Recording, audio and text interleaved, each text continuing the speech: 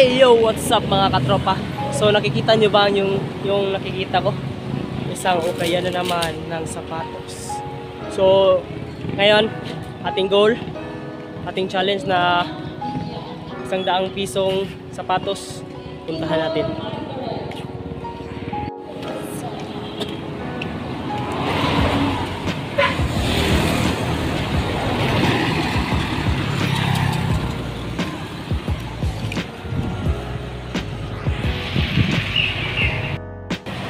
So yun na nga guys, nandito na tayo sa ukaya natin. Nakita sa tabi lang ito ng daan yung sport complex dito sa Carcar City, Cebu. So yung location niya ipipindan ko na lang dito.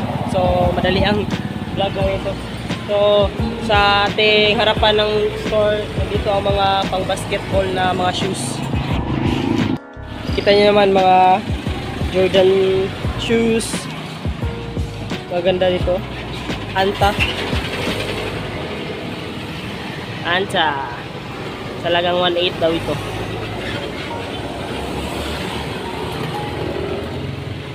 Derrick Rose, may ngalan pa. And Kerry,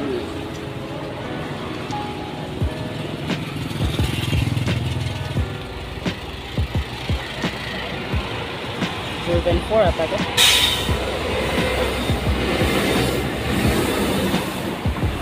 So ang mga prices nila dito ng pang basketball shoes, mga 1.5. May James Harden pa dito, may pangalan. Good pa yung mga sole nya, walang heel drag at toe drag.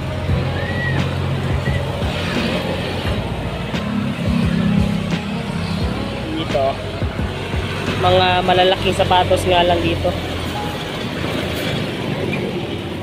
pang basketball talaga. May Under Armour, Under Armour.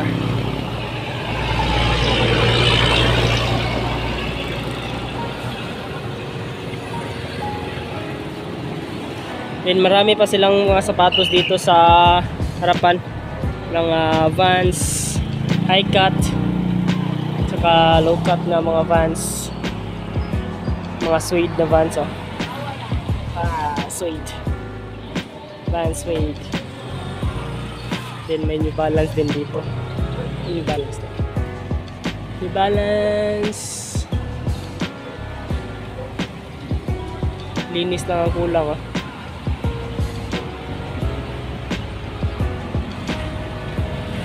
New Balance Rev Light 880.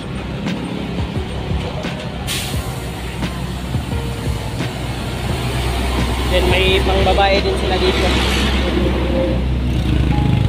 Sure.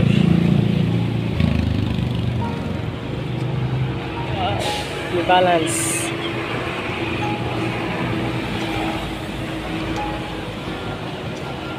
$574. May Reebok din sila.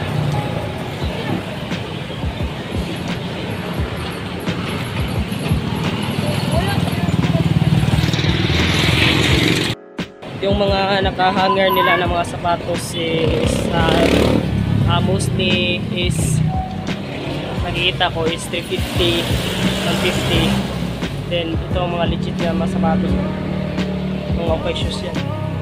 I-BB-roll ko na lang.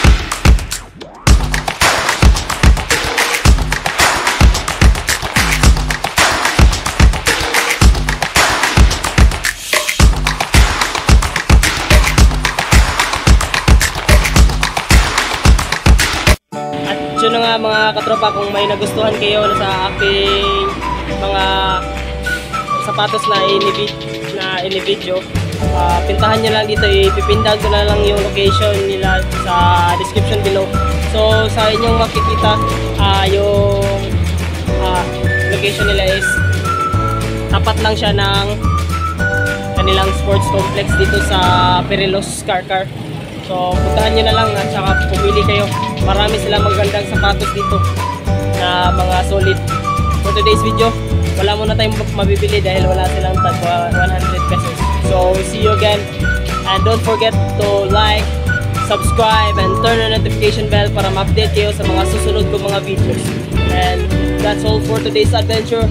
See you. Bye.